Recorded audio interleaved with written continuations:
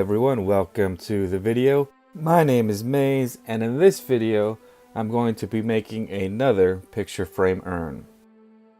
Some of you might remember my last picture frame urn that I made. If not, the link will be in the description down below.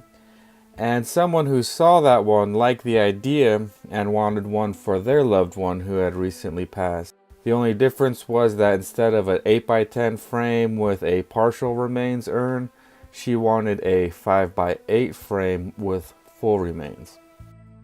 So I came up with a design inspired by a mausoleum, which is a crypt or tomb. So the most famous mausoleum is the Taj Mahal, but I chose some more humble ones to inspire me. So in this video I'm going to be making the repository, which is where the ashes are stored, and in follow-up videos I'll be making the rest of it. So now that that's out of the way, let's make some dust. So the first thing I needed to do was to size the lumber. Now she had the remains in the container that they were sent to her in, and even though I was not really comfortable with it, she gave me the remains for the day so I could size the repository properly. So I laid out my rough dimensions first, took it over to the chop saw to cut it to length, cleaned up my edges on the table saw, then I resawed it to get 2 boards out of this one piece, and then planed them down to the right thickness, which was about 3/4 of an inch. So now that my boards were milled out, I could start pulling out the individual pieces I would need. So I went back to the chop saw and cut out the sides and the front and back, leaving them a little longer than I needed. Then we decided that we were going to keep the plastic container that the remains had come in, so I needed that container to fit perfectly inside the repository. So I used the actual container and placed that on the table saw to cut the front and back, and then I used the box plus the front and back to size the sides. That way I didn't have to measure anything and I knew it would fit perfectly. So then it was time to sand the inside faces of the boards. So I used a pencil and marked up the whole face of the board to keep track of which I had picked out to be the inside, and to make sure I sanded the whole thing. So when the pencil was completely gone, then I knew I was done with that and I could mark it up again and go up through the grits to 220. So then it was time for the glue up. Now I bought a set of 90-degree clamps, but I had broke one, so I only have 3. So I could only glue up one corner at a time really. So I used the 90-degree clamps and then clamped it down even harder with regular clamps. And then once I was done with that one, I could do the same thing to the other half. Now the squeeze out had made a lot bigger of a mess than I wanted to. And even though it's the inside and no one would see it really, it's where the remains are going to be. So it was important to me that this be as clean as possible and as nice as possible. So I took a card scraper and I cleaned out all the glue squeeze out throughout the whole inside, not just this part, but later on all the other squeeze out I made sure to get with the card scraper. Then once they had dried, I could glue the 2 sides together.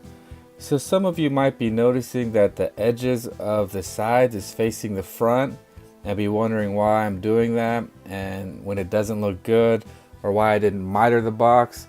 And it's because my board was barely wide enough to fit it this way, and that there's going to be a picture frame covering the front, and then there's going to be columns hiding the corners, so no one's going to see them, and I had to make do with the stock that I had.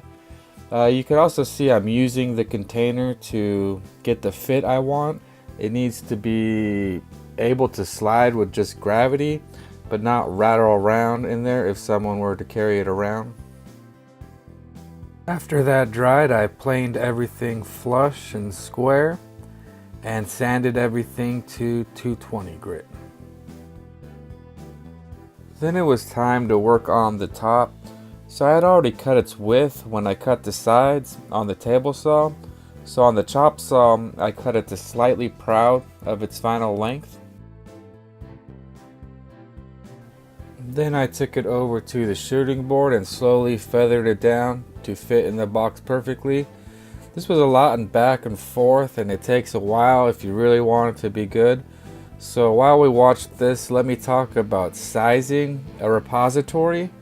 I was able to use the plastic container the morgue gave the family, but you might not be able to do that. So how big should you make it?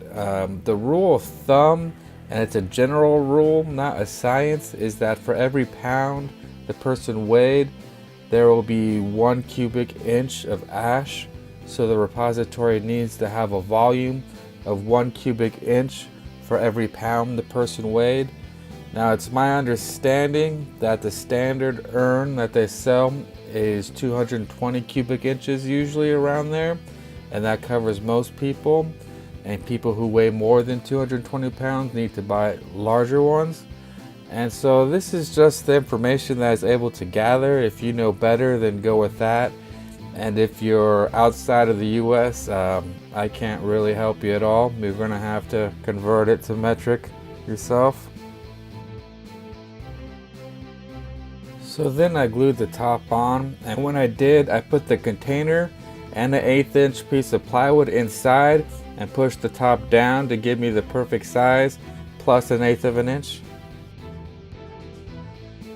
And finally, I used a flush cut bit in the router to trim off the extra on top, and that was the repository done and perfectly fit.